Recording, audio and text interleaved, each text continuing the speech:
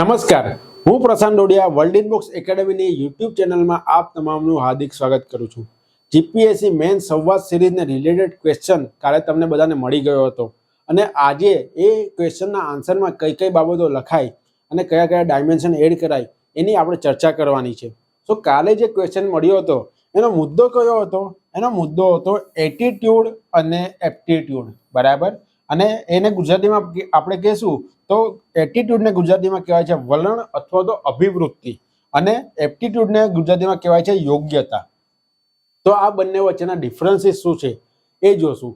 એની પહેલા આપણે એટીટ્યુડ શું કહેવાય છે, વલણ શું કહેવાય છે એ પણ જોશું, એપ્ટિટ્યુડ શું કહેવાય છે એ પણ જોશું, અને એટીટ્યુડ જે છે એની વિશેષતા કઈ કઈ છે એ પણ જોશું, અને લાસ્ટમાં બંનેમાં શું ડિફરન્સીસ છે, બંનેમાં શું સિમિલારિટીઝ છે એ પણ આપણે જોશું, બરાબર.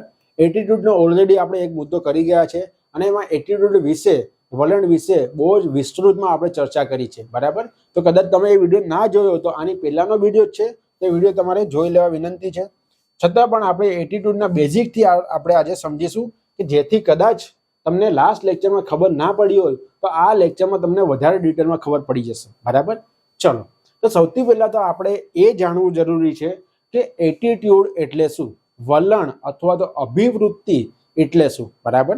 તો અભિવૃત્તિ એટલે શું કહેવા માંગે છે કે કોઈ વ્યક્તિ છે, કોઈ ચીજ વસ્તુ છે, અથવા તો કોઈ પ્રક્રિયા છે, કોઈ સમુદાય છે, આ બધા પ્રત્યે તમારો કદાચ સકારાત્મક ભાવ અથવા તો નકારાત્મક ભાવ એની ઉપસ્થિતિ હશે તો એને શું કહેવાય છે? એને કહેવાય છે અભિવૃત્તિ વલણ. આ એક મનોવૈજ્ઞાનિક વિષય કહેવાય છે, મનોવૈજ્ઞાનિક વિષય, કે તમારા કોઈ મનોવૈજ્ઞાનિક વિષય બાજુ સકારાત્મક અથવા નકારાત્મક ભાવની ઉપસ્થિતિ એટલે વલણ, એટલે અભિવૃત્તિ, એટલે એટીટ્યુડ, બરાબર. હવે આ એટીટ્યુડની વ્યાખ્યા તમારે સ્ટાર્ટિંગમાં ક્વેશ્ચનમાં લખવાની છે. હવે એ એટીટ્યુડની વ્યાખ્યા શું કહેવા માંગે છે આપણે સમજીએ. શું કહેવા માંગે છે એ વ્યાખ્યા આપણે સમજીએ. તો એટીટ્યુડ જે છે એટલે કે અભિવૃત્તિ વલણ જે છે એમાં ટોટલ 3 પક્ષ લેલા છે. લાસ્ટ ટાઈમ મેં કીધું હતું આપણે યાદ કેવી રીતે રાખવાનું છે, એબીસી થી યાદ રાખવાનું છે, બરાબર. એ થી શું યાદ રાખવાનું છે તમારું? અફેક્ટિવ, બરાબર. બી થી શું યાદ રાખવાનું છે તમારું? બિહેવિયર. અને સી થી શું યાદ રાખવાનું છે તમારું? કોગ્નિટિવ, બરાબર. અફેક્ટિવ ને ગુજરાતીમાં શું કહેવાય છે? ભાવનાત્મક પક્ષ. દરેકના વલણમાં ભાવનાત્મક પક્ષ હશે, બરાબર. બિહેવિયર એટલે શું? વ્યવહારાત્મક પક્ષ, બરાબર. અને કોગ્નિટિવ એટલે શું? સંજ્ઞાત્મક પક્ષ. જે આપણે વ્યાખ્યા લખી, વ્યાખ્યામાં આપણે શું કર્યું કે ભાઈ કોઈ વ્યક્તિ, ચીજ વસ્તુ, પ્રક્રિયા, સમુદાય પ્રત્યે કોઈ પણ વ્યક્તિનું સકારાત્મક અથવા નકારાત્મક ભાવની ઉપસ્થિતિ એટલે વલણ. એ એક મનોવૈજ્ઞાનિક વિષય છે, બરાબર. તો શું કહેવા માંગે છે વ્યાખ્યા? ધારો કે હું કહું કે એક વ્યક્તિ છે, એક વ્યક્તિને એક લગ્ન છે, લગ્ન નથી ગમતા. બીજો વ્યક્તિ છે, બીજા વ્યક્તિને લગ્ન ગમે છે. એટલે કે એક વ્યક્તિને લગ્ન તરફ નકારાત્મક ભાવ છે, તો એને લીધે એમના તરફનું વલણ કેવું છે? લગ્ન તરફનું વલણ નકારાત્મક છે. બીજો વ્યક્તિ છે કે બહુ લગ્ન જીવન બહુ સુખીથી જીવે છે ને એને લગ્ન બહુ ગમે છે. હવે એવા વ્યક્તિ તો કદાચ નસીબે હોય છે, બરાબર, પણ એવા વ્યક્તિ જે છે એને લગ્ન તરફ એક સકારાત્મક વલણ બંધાય છે, બરાબર. ચલો, તો એને શું કહેવાય છે? આ રીતે મેં તમને સમજાવ્યું ને એક એક્ઝામ્પલ આપ્યું તો એને વલણ કહેવાય છે. લગ્ન વિશેનું એક્ઝામ્પલ જે છે એ તમે આવી રીતે એક્ઝામમાં ના લખી શકો, પણ એના કોઈ પણ બીજા એક્ઝામ્પલ લખી શકો. જેમ કે કોઈ વ્યક્તિ છે એને સિંગિંગ પ્રત્યે સકારાત્મક ભાવ છે, સિંગિંગ એમને ગમે છે, તે તમારું શું થયું કે સિંગિંગ પ્રત્યે એમનું સકારાત્મક વલણ છે. પણ એમને ડાન્સિંગ કરવું નથી ગમતું, એમને નૃત્ય કરવું નથી ગમતું, તો નૃત્ય બાજુ અથવા તો ડાન્સિંગ બાજુ એમનો નકારાત્મક ભાવ છે, એટલે કે નકારાત્મક વલણ છે, બરાબર. તો એક જ વ્યક્તિ છે એને કોઈ એવી ચીજ વસ્તુ હશે, પ્રક્રિયા હશે, કોઈ સમુદાય હશે, એના પ્રત્યે સકારાત્મક વલણ હશે, અને કોઈ બીજા એવા કોઈ હશે તો એના પ્રત્યે નકારાત્મક વલણ હશે. હવે આઈડિયા આવી ગયો તમને શું કહેવા માંગે છે એટીટ્યુડ, શું વલણ શું કહેવા માંગે છે, અથવા તો અભિવૃત્તિ શું કહેવા માંગે છે. હવે એના 3 જે પક્ષ છે આપણે જોયું હમણાં, એબીસી પક્ષ, અફેક્ટિવ, બિહેવિયર અને કોગ્નિટિવ. તો તો ત્રણે ત્રણ પક્ષ શું કહેવા માંગે છે એ હવે આપણે ડિટેલમાં ચર્ચા કરીએ, બરાબર. તો આપણે જોઈએ એ પ્રમાણે સૌથી પહેલો પક્ષ છે ભાવનાત્મક, બીજો પક્ષ છે વ્યવહારાત્મક અને ત્રીજો પક્ષ છે તમારો કોગ્નિટિવ. તો સૌથી પહેલા જ્યારે તમારું વલણ બને છે, જ્યારે પણ તમારું વલણ બને છે, ધારો કે હું કેવું કે મને ટીચિંગ જોબમાં ખૂબ જ મજા આવે છે, મારા ટીચિંગ જોબ પ્રત્યેનું વલણ ખૂબ જ સારું છે. તો સૌથી પહેલા જ્યારે પણ મને ટીચિંગ જોબ કરવાનું મન થયું એની પહેલા મને એક માહિતી મળી હશે. તમને સિવિલ સેવામાં આવવાનું મન થયું તો એની પહેલા તમને એક માહિતી મળી હશે. તમને કોઈ એક પર્ટિક્યુલર એન્જિનિયરિંગમાં જવાનું મન થયું તો એન્જિનિયરિંગ ફિલ્ડની તમને માહિતી મળી હશે, બરાબર. તમને ડાન્સિંગ કરવાનું મન થાય છે, તમને PSI માટે તમારે જે કસોટી આવે છે એ આપવાનું મન થાય છે, તમારે જીમમાં જોડાવાનું મન થાય છે, તો એના માટેની તમને માહિતી મળે છે. આપણે જીમનું ઉદાહરણ લઈ લઈએ કે તમને પોતાને જીમમાં જોડાવાનું મન થાય છે, બરાબર. તો સૌથી પહેલા શું હશે કે તમારા ફ્રેન્ડે તમને આવીને કીધું કે જીમમાં જોડાવાથી તમારી હેલ્થ બહુ સારી રહે છે, બોડી જે તમારી ફિઝિક જે છે એ બહુ જ સારું એવું તમારું ફિઝિક બની જાય છે, અને ફિઝિક બની જાય છે એને લીધે કદાચ છોકરીઓ પણ અટ્રેક્ટ થાય છે, બરાબર. એવી બધી વાતો તમને કીધી. છોકરીઓ ગર્લફ્રેન્ડ વધારે બને છે, વધારે એટલે એક જ બનાવવાની હોય છે, વધારે નથી બનાવવાની, પણ એવું તમને આવીને કીધું. હવે તમને એનાથી શું થયું, માહિતી મળી ગઈ, એટલે તમારો કયો પક્ષ થયો કે ભાઈ તમારો વલણ બંધાવવા માટે સંજ્ઞાત્મક પક્ષ આવ્યો ગણાય, બરાબર. હવે સંજ્ઞાત્મક પક્ષ આવશે, તમને એક વખત માહિતી મળશે, બીજી વખત માહિતી મળશે, ત્રીજી વખત માહિતી મળશે, તો ધીમે ધીમે તમે એ પક્ષ તરફ ભાવનાથી જોડાતા જશો. ધારો કે તમને જીમ પ્રત્યે 4-5 વખત કોઈ એક મિત્રએ કહ્યું તો તમને ધીમે ધીમે ઈચ્છા જાગવા લાગશે કે ના મારે પણ જીમ જવું છે. તો જ્યારે પણ તમને ઈચ્છા જાગવા લાગે છે તો તમારો કયો પક્ષ આવ્યો, તમારો ભાવનાત્મક પક્ષ આવ્યો કે મને હવે જીમ જવાની ઈચ્છા જાગે છે. તો ભાવનાત્મક પક્ષ એટલે શું કે એ બાજુ તમારું વલણ છે એ તમારું ધીમે ધીમે તીવ્ર બનતું જાય છે, બરાબર. હવે લાસ્ટમાં તમે શું કરશો કે જ્યારે જવાની ઈચ્છા એકદમ તમારી પીક ઉપર આવી જશે ત્યારે તમે શું કરશો કે તમે જીમ જવાનું શરૂ કરી દેશો. એટલે કે તમારો કયો પક્ષ આવશે, તમારો વ્યવહારાત્મક પક્ષ આવી જશે. તમે હવે જીમ જવાનું ચાલુ કર્યું. તો વલણમાં ટોટલ 3 પક્ષ હોય છે. એના અધિક્રમ આ રીતે જરૂરી નથી કે આ રીતે જ હોય છે, અલગ અલગ રીતે પણ હોય છે. લાસ્ટ ટાઈમ મેં તમને લેક્ચરમાં એક ગાંડાનું પાગલનું ઉદાહરણ આપ્યું હતું કે જેની પાસે સંજ્ઞાત્મક કોઈ માહિતી નથી, એમની પાસે ભાવનાત્મક નથી, પણ એ બીજાને જોઈને જનગણ મન ગીત ગાય છે, તો એ ખાલી વ્યવહારાત્મક છે, બરાબર. પણ આ રીતે મેં તમને સમજાવવા માટે આ 3 પક્ષ વિશે જણાવ્યું. કયો કયો પક્ષ હોય છે, સંજ્ઞાત્મક પક્ષ, ભાવનાત્મક પક્ષ અને વ્યવહારાત્મક પક્ષ. મેં તમને જીમના ઉદાહરણથી સમજાવ્યું, બરાબર. જ્યારે પણ આ 3 પક્ષ જે છે, 3 પક્ષની અવેબિલિટી હશે ત્યારે તમારું વલણ એ બાજુ તમારું વલણ વધારે તીવ્ર બનતું જશે. હવે તમને જીમ વિશે સંજ્ઞાત્મક માહિતી આવી ગઈ, તમને ભાવનાત્મક માહિતી આવી ગઈ, અને હવે તમે વ્યવહારમાં જવા લાગ્યા કે જેને લીધે તમને જીમ વધારે ગમતું ગયું, તમારી બોડીમાં તમારા હેલ્થમાં કંઈ ને કંઈ ફરક આવતો ગયો, તો તમારું જીમ વધારે ને વધારે તમને ગમતું ગયું. મીન્સ કે તમારા જીમ પ્રત્યેનું વલણ વધારે સકારાત્મક થવા લાગ્યું. આઈડિયા આવે છે બધાને? તો આ 3 પક્ષ જે છે, 3 પક્ષ અભિવૃત્તિમાં તમારે દર્શાવવાના છે કમ્પલસરી. કયા કયા તમારે એબીસી યાદ રાખવાનું છે. એબીસી જો ઇંગ્લિશ મીડિયમમાં હશે તો એબીસી તમને બધાને આઈડિયા આવી જશે. ગુજરાતી મીડિયમમાં જે વિદ્યાર્થીઓ છે એમને પણ એબીસીથી યાદ રાખવાનું છે કે જેને લીધે ઇંગ્લિશનું આપણે ગુજરાતી ઇઝીલી કરી શકીએ, બરાબર.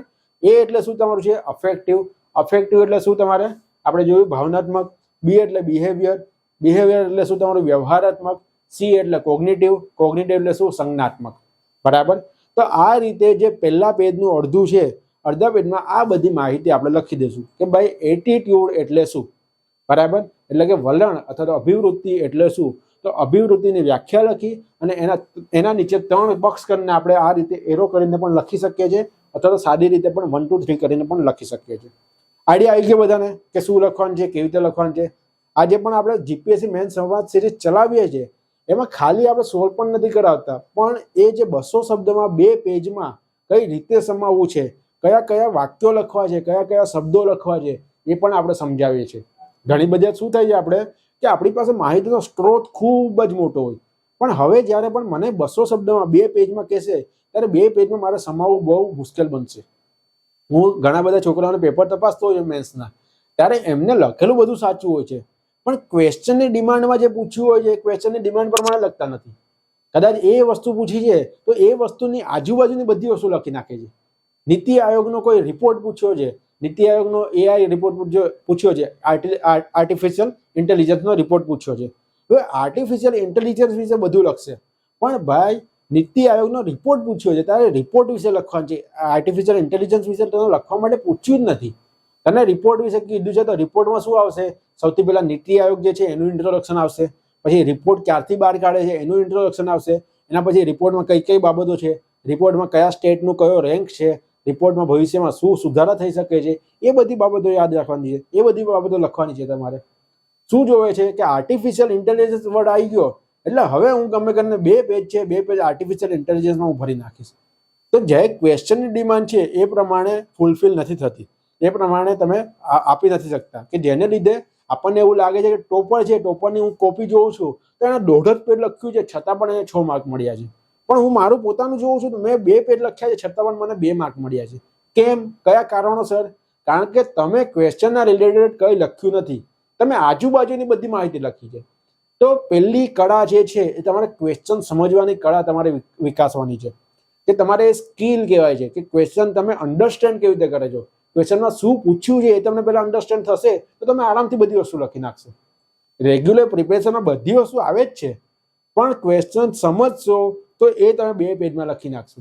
તો આપણે જીપીએસસી મેન સંવાદ સિરીઝનો મોટો ખાલી એવું નથી કે આપણે અહીંયા ભણાવીને જતા રહેશું.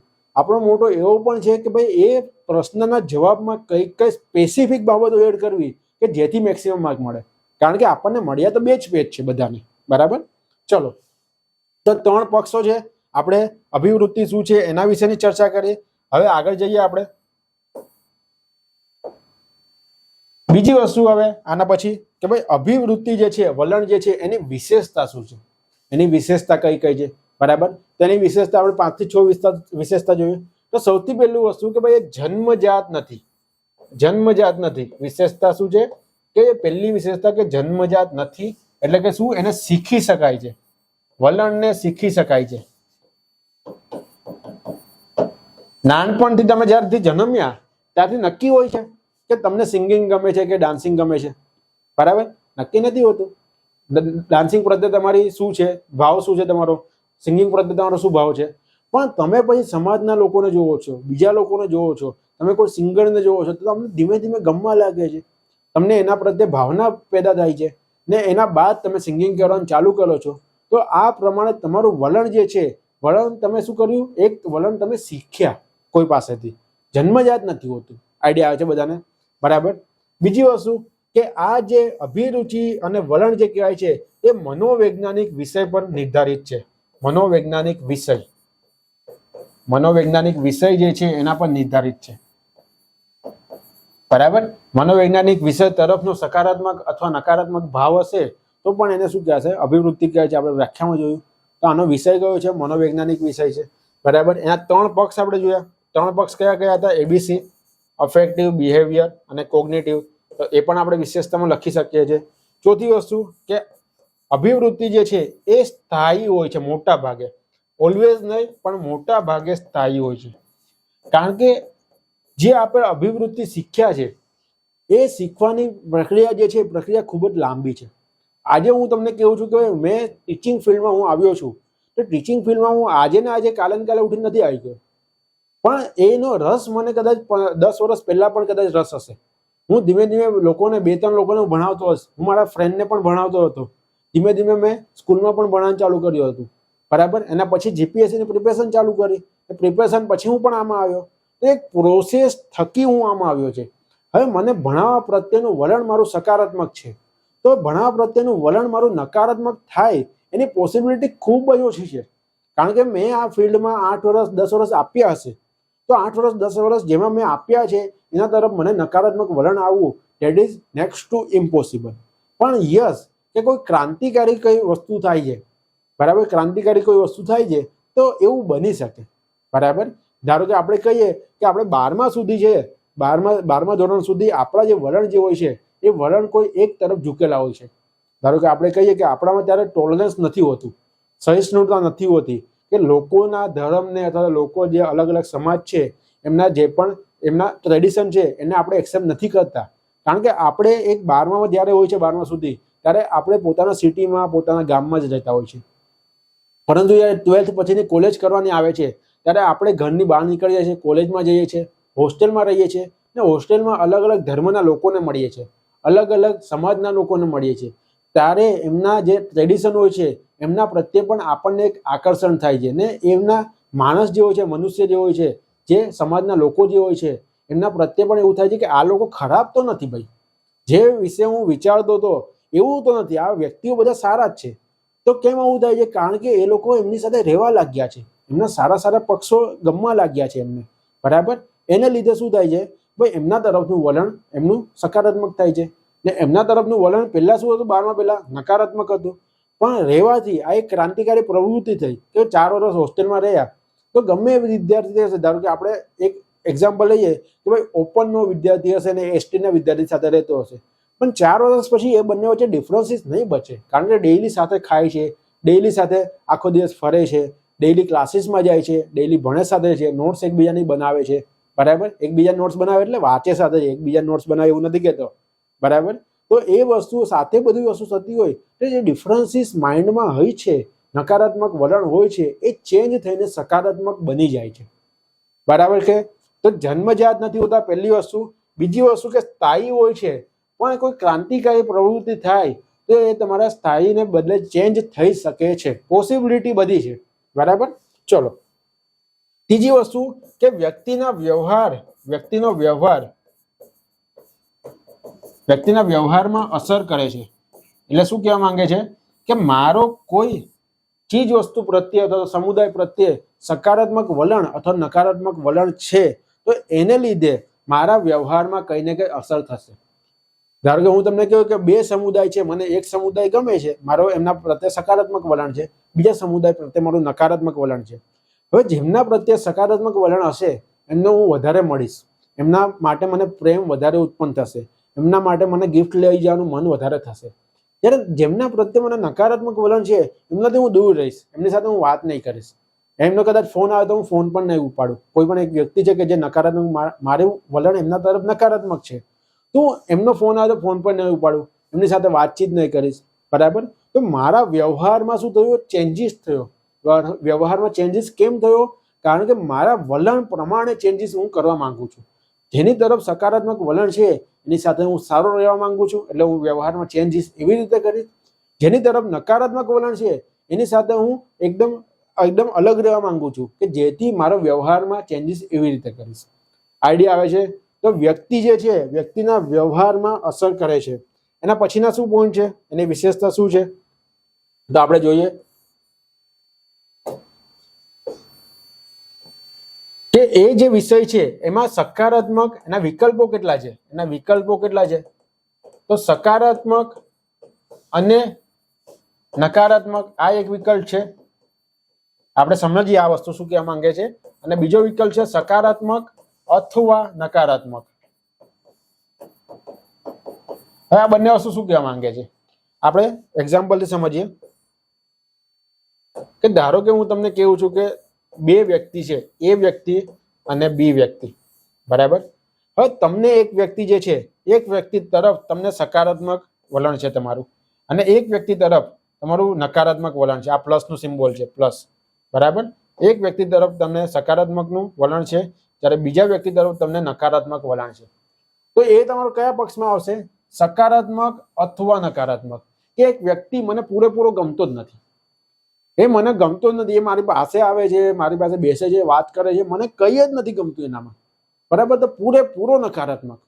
જ્યારે કોઈ એક વ્યક્તિ છે મને એટલો બધો ગમે છે, મને એમાં ખામી દેખાતી જ નથી, આંખ બંધ કરીને હું એનામાં એની જે પણ વાતો કહે છે હું માની લઉં છું. તો એ તમારા એ વ્યક્તિ તરફનું વલણ કેવું થયું? સકારાત્મક વલણ થયું, બરાબર. ચલો, કહેવાય છે ને કે ભાઈ પ્રેમમાં આંખ બંધ કરીને પ્યાર ના કરવો જોઈએ, બરાબર. કેમ? કારણ કે એમના જે દુર્ગુણ હોય છે, સદગુણ હોય છે, એ તમારે બધું જોવું જોઈએ. તો તમારે સકારાત્મક અથવા નકારાત્મક નથી થવાનું. તમારે શું થવાનું છે? તમારું વલણ કેવું બનાવવાનું છે? સકારાત્મક અને નકારાત્મક બનાવવાનું છે. સકારાત્મક અને નકારાત્મક શું કહેવા માંગે છે કે એક વ્યક્તિ તમને ગમે છે પણ એની 5 વસ્તુ તમને ગમે છે તો એની 2 વસ્તુ તમને નથી પણ ગમતી. એમની 5 જે આદત છે એના પ્રત્યે તમારા સકારાત્મક વલણ છે પણ એની જે બીજી બે આદત છે એના પ્રત્યે તમારા નકારાત્મક વલણ છે. તો એક જ વ્યક્તિમાં સકારાત્મક વલણ પણ છે તમારું એના પ્રત્યે, અને એ જ વ્યક્તિ માટે તમારું વલણ નકારાત્મક પણ છે, પણ એની અલગ અલગ આદત માટે છે. બરાબર. ચલો, તો એના માટે જ્યારે પણ તમે પ્રેમમાં પડો છો ત્યારે સકારાત્મક અથવા નકારાત્મક એવું વલણ નથી રાખવાનું. આપણે કેવું રાખવાનું છે? સકારાત્મક અને નકારાત્મક વલણ રાખવાનું છે, કે જેને કારણે તમારું જે પ્રેમનું જીવન જે છે એ તમે બહુ આગળ વધારી શકો. ચલો, તો આ પ્રમાણે વિશેષતા આપણે અલગ અલગ વિશેષતા જોઈ. હવે અભિવૃત્તિની વિશેષતામાં તમને બધાને આઈડિયા આવી ગયો છે. હવે જે ક્વેશ્ચન શરૂ થાય છે કે અભિવૃત્તિ અને અભિરુચિ વચ્ચેનો ડિફરન્સ શું છે, એટલે કે એપ્ટિટ્યુડ અને એટીટ્યુડ વચ્ચેનો ડિફરન્સ શું છે. એટીટ્યુડ વિશેનું બધી વસ્તુ આપણે જોઈ ગયા. હવે આપણે જોવાનું છે અભિરુચિ શું છે. અભિરુચિને ઇંગ્લિશમાં શું કહેવાય છે? એપ્ટિટ્યુડ કહેવાય છે. એપ્ટિટ્યુડ. બરાબર. એને ગુજરાતીમાં અભિરુચિ પણ કહેવાય છે અને ગુજરાતીમાં યોગ્યતા પણ કહેવાય છે. એટલે એક્ઝામમાં ઘણી વખત શું થાય કે યોગ્યતા આપે, આપણે અભિરુચિ કરીને વાંચી લીધું હોય બધું, આપણને બધું ખબર હોય, પણ આપણને ખબર જ ના હોય કે ભાઈ અભિરુચિ એટલે યોગ્યતા થાય છે. તો એને લીધે તમારે જ્યારે તમે ગુજરાતી કરો છો ત્યારે તમારે તમારે જે બેઝિક ઇંગ્લિશ વર્ડ છે, ઇંગ્લિશ વર્ડ પણ તમારે યાદ રાખવાના છે, કે જેથી જે કન્વર્ટ કરે છે ઇંગ્લિશ ટુ ગુજરાતી જ્યારે કરે છે ત્યારે કોઈ વર્ડ એવો આવે કે જે આપણને નથી ખબર તો પણ આપણને આવડી જાય. બરાબર. ચલો, હવે એપ્ટિટ્યુડ એટલે શું કહેવા માંગે છે? કે કોઈ એક વ્યક્તિ છે એની પાસે વિશેષતા હોય છે. બરાબર. એ વિશેષતાનો જે પણ સમૂહ હોય છે, ધારો કે હું તમને કહું કે ભાઈ મારી પાસે વિશેષતા કઈ છે, મારી પાસે 1 2 3 4 5 એવું કઈ વિશેષતા હશે કે હું ટીમ બિલ્ડિંગ કરી શકું છું, ભાઈ હું લીડરશિપ કરી શકું છું, હું ભણાવી શકું છું, હું સારી રીતે વાત કરી શકું છું. તો આ બધી મારી વિશેષતા છે. મને બાઇક ચલાવવી વધારે ગમે છે, મને ડાન્સિંગ કરવું વધારે ગમે છે, મને ડાન્સિંગ કરવું આવડે છે વધારે. તો આ મારી શું થઈ? વિશેષતા થઈ. બરાબર. હવે કોઈ મારી વિશેષતા છે, હવે વિશેષતામાં મને ચોક્કસ વાતાવરણ આપવામાં આવે, અને પ્રશિક્ષણ આપવામાં આવે. પ્રશિક્ષણ એટલે શું? સ્કિલ આપવામાં આવે. મને વાતાવરણ આપવામાં આવે અને સ્કિલ આપવામાં આવે. બરાબર. ધારો કે હું કહું કે ભાઈ મને ડાન્સિંગ કરવું મને ગમે છે. બરાબર. ડાન્સિંગની વિશેષતા મારામાં છે. હવે ડાન્સિંગનું મને વાતાવરણ ઊભું કરવામાં આવે, એક ડાન્સિંગ ક્લાસીસમાં હું એડમિશન લેવું અને ડાન્સિંગ ક્લાસીસ મને કોઈ શીખવાડે, એના પછી હું સફળ કેટલો થાવ અથવા તો હું વિફળ કેટલો થાવ, એની જે સંભાવના છે એને શું કહેવાય છે? અભિરુચિ કહેવાય છે. તમને સમજ પડી કે ના પડી આ વસ્તુમાં? પાછું તમને સમજાવી દઉં. શું કહેવા માંગે છે કે કોઈ એક પર્ટિક્યુલર દરેક વ્યક્તિમાં વિશેષતા હોય છે. આજે તમે સિવિલ સેવક તમે તૈયારી કરો છો તો ઘણા બધા વિદ્યાર્થીઓ હશે કે એમનામાં વાંચવાની, એમનામાં બધી વસ્તુ સમજવાની વિશેષતા હશે. તમને બધાને અલગ અલગ સબ્જેક્ટ તમારો ફેવરેટ હશે. કોઈનો મેથ્સ સબ્જેક્ટ ફેવરેટ હશે, કોઈનો આર્ટ એન્ડ કલ્ચર ફેવરેટ હશે, કોઈનો હિસ્ટ્રી ફેવરેટ હશે, કોઈનું ઇકોનોમી ફેવરેટ હશે, કોઈનું પોલિટી ફેવરેટ હશે.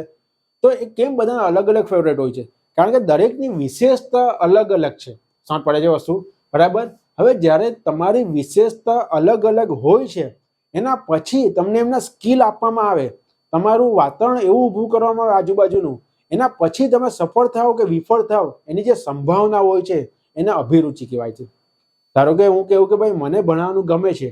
બરાબર. પણ મને મારા ભણાવવા કરતાં કોઈ બીજી બાબત પણ વધારે ગમતી હોઈ શકે, તો હું આમાં કદાચ જેટલો સફળ થાવ એનાથી વધારે કોઈ બીજી બાબતમાં સફળ થઈ શકું, પણ મને હજી સુધી નથી ખબર. મને હમણાં એવું લાગે છે કે ભાઈ હું ભણાવવામાં જે આ ફિલ્ડ છે એમાં હું વધારે સફળ થઈ શકું, જેને કારણે હું જોડાયો છું. ઘણા લોકો કામ કરતા હોય ને કોર્પોરેટ વર્લ્ડમાં, તો એક કામ થાય છે કે ભાઈ તમારે ખાલી ઇકોનોમિકલી સેટિસ્ફેક્શન મળે. ઇકોનોમિકલી સેટિસ્ફેક્શન એટલે શું? કે તમને પૈસા મહિનાના મળી જાય એટલે તમે એમાંથી પોતાના જે પણ મહિનાના કામ હોય એ કરી લો. ને બીજા ઘણા બધા લોકો એવા હોય છે જેમને પૈસા પણ મળે છે, એઝ વેલ એઝ જે કામ કરે છે, કામ કરવામાં બહુ જ મજા આવે છે. એમને ખબર જ નથી પડતી કે આખો દિવસ ક્યારે નીકળી ગયો કામ કરવામાં. તો જ્યારે એવા લોકો જે હોય છે એમને શું હોય છે? એમની પોતાની વિશેષતા એ હોય છે. ધારો કે આપણે કહીએ કે ભાઈ હમણાં ફેકલ્ટી જે છે આપણા વર્લ્ડ બુક્સના, એમની તમામની વિશેષતા છે ભણાવવું. બરાબર. એમને એવું નથી કે પૈસા માટે કામ કરે છે, પણ એ લોકો, અમારું ફેકલ્ટીનું ગ્રુપ, એમાં એક અભિરુચિ છે, એમાં એક વિશેષતા છે કે જેમને ભણાવવાની ખૂબ જ મજા આવે છે.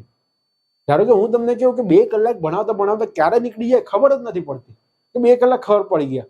પછી અમને બધા કેવા આવે કે ભાઈ 5 મિનિટ હવે બાકી છે, હવે તમે બંધ કરો. તો આઈડિયા જ નથી આવતો કે 2 કલાક પતી ગયા છે. આઈડિયા આવે છે?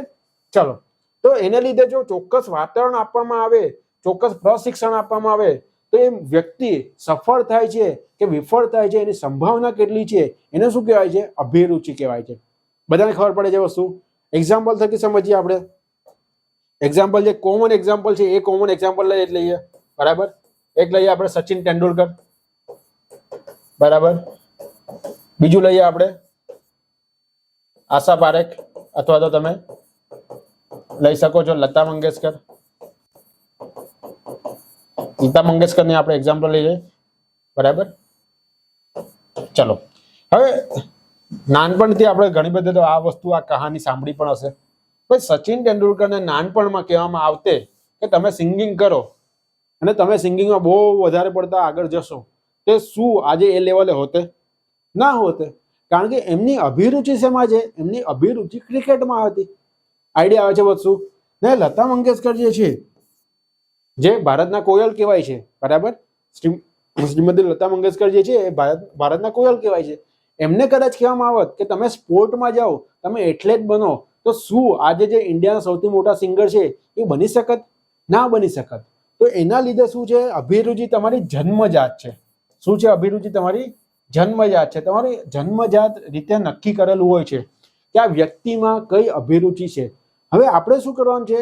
આપણે એ અભિરુચિને ઓળખવાની જરૂર છે. આઈડિયા આવે છે બધાને? કે એ અભિરુચિ જો તમે ઓળખી ગયા ને એમાં તમે કામ કરશો તો એમાં તમને સક્સેસ વધારે જલ્દી અને વધારે મોટો મળશે. બધાને ખબર પડે છે વસ્તુ શું કહેવા માંગુ છું? તો અભિરુચિ તમારી કેવી હોય છે? જન્મજાત હોય છે. એને શીખી શકાય છે? યસ, એને શીખી શકાય છે. પણ કેવી રીતે શીખી શકાય છે? દરેકની જે વિશેષતા જે હોય છે, વિશેષતાનો એક બાર સેટ થાય છે. જન્મ જ્યારે થાય છે કે તમે આ વિશેષતા, ધારો કે હું કહું કે ભાઈ મારી ડાન્સિંગ કરવાની વિશેષતા છે, તો મારી ડાન્સિંગ કરવાની વિશેષતા 0 સ્કેલથી 100% સુધીની જે વિશેષતા છે, તો જન્મજાત નક્કી હોય છે કે મારી 50% સુધી હું પહોંચી શકીશ. 50% સુધી હું ડાન્સિંગની સ્કિલને એન્હાન્સ કરી શકીશ, વધારી શકીશ. તો હું જ્યારે શીખવાનું ચાલુ કરું ત્યારે 0 થી હું ચાલુ કરીશ તો મેક્સિમમ હું ક્યાં સુધી જઈ શકીશ? હું 0 થી ચાલુ કરીશ તો મેક્સિમમ હું 50% સુધી જઈ શકીશ. 50% થી ઉપર હું નહીં જઈ શકીશ. કેમ? કારણ કે જન્મજાત નક્કી છે. શું છે? જન્મજાત એ વસ્તુ નક્કી છે કે આ મેક્સિમમ ડાન્સિંગની સ્કિલમાં, ડાન્સિંગમાં એની અભિરુચિ 50% જેટલી છે. આઈડિયા આવે છે બધાને વસ્તુ? બરાબર. જેમ કે આપ સચિન તેંડુલકરનું આપણે એક્ઝામ્પલ લીધું, તો એમનું એક સેટ હતું કે ભાઈ ક્રિકેટમાં એ 0% થી 100% સુધી જે છે એ 12માં એ 90%, 99%, 95% સુધી પહોંચી શકે છે. તો એમણે 0% થી 95, 99% સુધી પહોંચી ગયા. આઈડિયા આવે છે? એટલે સક્સેસફુલ વધારે થઈ ગયા. એ 12 જે હોય છે એ 12 તમારો સેટ હોય છે જન્મથી, પણ તમે એમાં કેટલું કામ કરો છો એ પ્રમાણે તમારે 12માં તમે ઉપર જઈ શકો છો. અને અભિરુચિ જે છે, અભિરુચિ જે છે તમારે અલગ અલગ, હું વર્ડ બોલીશ એનાથી અલગ જ છે. જેમ કે સ્કિલ છે. બરાબર, આપણે જોઈએ. આપણે અભિરુચિ, સ્કિલ એટલે કે કૌશલ્ય એ નથી. તમે કદાચ એ સમજતા હોય કે સ્કિલ અને અભિરુચિ સેમ છે, તો એ નથી. બરાબર.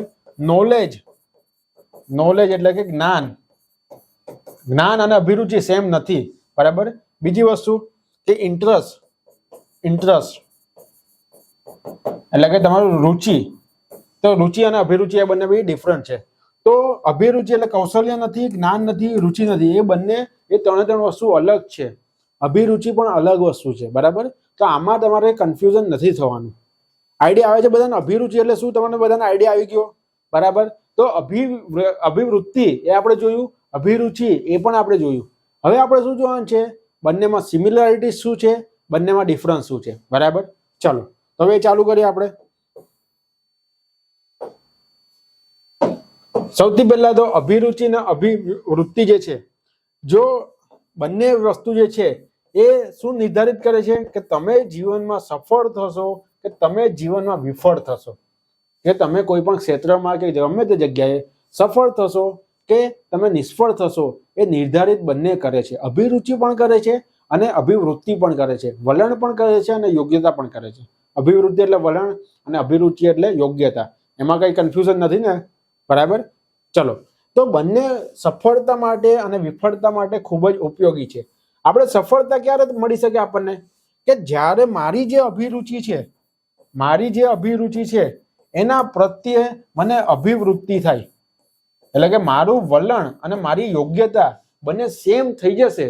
ધારો કે હું કહું કે ભાઈ મારી જે અભિરુચિ છે એ મારું ભણાવી એ મારી અભિરુચિ છે, બરાબર, અને મને એના પ્રત્યે સકારાત્મક વલણ થવા લાગ્યું અને મેં વ્યવહારમાં ભણાવવાનું ચાલુ કર્યું. મિનિંગ શું? કે ભાઈ મેં અભિરુચિ પ્રમાણે મેં અભિવૃત્તિ કરી, બરાબર. તો જીવનમાં સફળ થવાની પોસિબિલિટી વધારે છે. હું વખાણ નથી કરતો, આઈડિયા આવે છે, વખાણ નથી કરતો કે આમના વખાણ, મારા વખાણ કે તેના વખાણ. એક્ઝામ્પલ થકી હું તમને સમજાવું છું ખાલી, બરાબર. તો અભિરુચિ અને અભિવૃત્તિ એ બંને સેમ હશે, એટલે કે બંનેની સુસંગતતા હશે તો વ્યક્તિ જીવનમાં સફળ થઈ શકે છે. સચિન તેંડુલકરનું ઉદાહરણ જોયું તો સચિન તેંડુલકર જે છે એમની અભિરુચિ શેમાં હતી? ક્રિકેટમાં હતી. અને એમને અભિવૃત્તિ ધીમે ધીમે ડેવલપ શેમાં થઈ? તમારી ક્રિકેટમાં થઈ, કે જેથી એ સફળ બન્યા, બરાબર. જે પ્રમાણે મેં તમને કીધું કે અભિવૃત્તિ જન્મજાત નથી હોતી, પરંતુ અભિરુચિ જે હોય છે એ તમારી જન્મજાત હોય છે, બરાબર. તમને બધાને આઈડિયા આવી ગયું? હવે કદાચ અભિરુચિ જે છે એ તમારું એક ક્ષેત્રમાં હશે અને અભિવૃત્તિ જે છે એ તમારું વાય ક્ષેત્રમાં હશે, તો તમે સફળ થવાના ચાન્સીસ તમારા ખૂબ ઓછા છે. તમારી અભિવૃત્તિ અને અભિરુચિ એ અલગ અલગ દિશામાં હશે તો તમારા સફળ થવાના ચાન્સીસ ખૂબ ઓછા છે, બરાબર.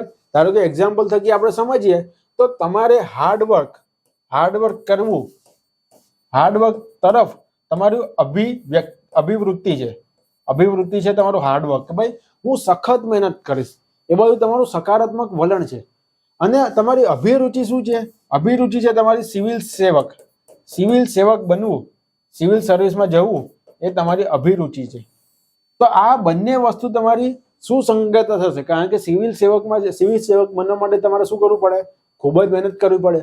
એ અભિવૃત્તિ તમારામાં છે અને અભિરુચિ તમારી સિવિલ સેવક બનાવવાની છે, તો તમે સફળ જરૂરથી થશો, બરાબર.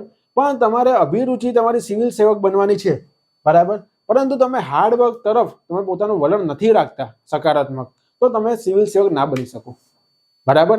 આઈડિયા આવે છે બધાને શું કહેવા માંગુ છું? તો જ્યારે અભિવૃત્તિ અને અભિરુચિ એ બંનેની સુસંગતતા થાય તો સફળ થાય છે, બંનેની વિસંગતતા થાય ત્યારે નિષ્ફળ થાય છે વ્યક્તિ, બરાબર. ચલો, એના સિવાયના આપણે કયા કયા મુદ્દા લખી શકીએ? તો સૌથી પહેલું જે હમણાં જ મેં તમને બોલ્યો કે જે અભિવ્યક્તિ છે, અભિવ્યક્તિને આપણે બે ભાગ જ પાડી દઈએ, બરાબર. અભિવ્યક્તિ અને અભિરુચિ આપણે શીખ્યા. અભિવ્યક્તિને આપણે જન્મજાત શીખી શકીએ છીએ, જન્મજાત હોય છે કે શીખી શકીએ છીએ? તો અભિવ્યક્તિ જે છે તમારી જન્મજાત હોય છે. કેવું હોય છે? તમારું જન્મજાત હોય છે. જ્યારે અભિરુચિ જે છે જન્મજાત નથી હોતી, આને શીખી શકાય છે આપણે, બરાબર. જન્મજાત નથી હોતી. જ્યારે અભિરુચિ જે છે એ તમારે શું હોય છે? જન્મજાત હોય છે, બરાબર. અભિરુચિ જે છે તમારી જન્મજાત હોય છે. પછી આપણે જોયું હતું કે અભિવૃત્તિ અહીંયા અભિવ્યક્તિ નહીં થાય, અભિવૃત્તિ થશે. વલણ આપણે લખી દઈએ, વલણ, બરાબર. તો વલણ જે છે જન્મજાત શીખી શકાતું નથી. જ્યારે અભિરુચિ યોગ્યતા છે એ તમારું જન્મજાત જ હોય છે. આને શીખવી પડે છે, આને શીખવાનું નથી હોતું. શીખવે પણ એક બારમાં શીખવાનું હોય છે. આ જન્મજાત હોય, આ જન્મજાત નથી હોતી, બરાબર.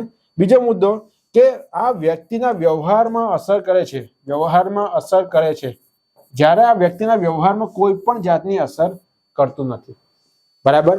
તો તમે સુસંગતતા પ્રમાણે સફળ થઈ શકો છો. જો તમે સુસંગતતા નહીં હશે તો તમે નિષ્ફળ થઈ શકો છો, બરાબર. એના પછી આપણે જોયું કે જન્મજાત નથી, આ જન્મજાત છે. એના પછી આ વ્યવહારમાં અસર કરે છે, આ વ્યવહારમાં અસર નથી કરતું. જે અભિવૃત્તિ જે છે એ તમારો મનોવૈજ્ઞાનિક વિષય પ્રમાણે છે, મનોવૈજ્ઞાનિક વિષય, બરાબર. જ્યારે આ શું છે? વ્યક્તિ વિશેષની વિશેષતાઓ છે, વ્યક્તિ વિશેષની વિશેષતાનો સમૂહ છે, બરાબર. તો આ રીતે તમે આટલા ડિફરન્સીસ, આટલી સિમિલારિટીઝ તમે 5 થી 6 મુદ્દામાં તમે લખી શકો છો, બરાબર. તમને આ અભિવૃત્તિ અને અભિરુચિ એ બંનેનો ડિફરન્સ સમજાયો હશે. અને એકચ્યુઅલીમાં અભિવૃત્તિ શું કહેવા માંગે છે એકચ્યુઅલીમાં અભિરુચિ શું કહેવા માંગે છે એ આપણે એક્ઝામ્પલ થકી સમજ્યા. તો એક્ઝામ્પલ પણ તમારે જે પેપર આવે છે, પ્રશ્ન આવે છે, તમારે લખવા એમાં એક્ઝામ્પલ એમાં કમ્પલસરી છે. હું પહેલેથી કહેતો આવ્યો છું, એક્ઝામ્પલ જેટલા લખશો એટલે માર્ક તમને વધારે મળશે. તો આ અભિરુચિ અને અભિવૃત્તિ એ બંને વચ્ચેનો જે ડિફરન્સીસ છે, સિમિલારિટીઝ છે, એના કન્સેપ્ટ શું છે એને આપણે ડિટેલમાં ભણ્યા. અને આ શબ્દ જે છે શબ્દ તમારો સમાન લાગતા શબ્દો છે. એટીટ્યુડ અને એપ્ટિટ્યુડ ઇંગ્લિશમાં પણ સમાન છે, ગુજરાતીમાં પણ સમાન છે, અભિવૃત્તિ અને અભિરુચિ. તો એમાં કન્ફ્યુઝ થવાની જરૂર નથી. એક વખત જે આપણે વિડીયો બનાવ્યો છે એ સરખી રીતે જોઈ ને એના કન્સેપ્ટ જે છે એ તમે સરખી રીતે લખી લેશો તો તમને આઈડિયા આવી જશે. બરાબર. તો આજનો લેક્ચર છે, આજનો લેક્ચર આપણે સમાપ્ત કરીએ છીએ. અને આજના લેક્ચરમાં અભિવૃત્તિ અને અભિરુચિ વિશે આપને વિશેષ જાણકારી મળી હશે. અને ભવિષ્યમાં સવાલ પૂછાય તો તમે આમાં મેક્સિમમ માર્ક કન્ડક્ટ કરી શકો તેમ છો. તો આપણે નેક્સ્ટ લેક્ચરમાં ફરી મળીશું. ત્યાં સુધી જય હિન્દ, જય ભારત.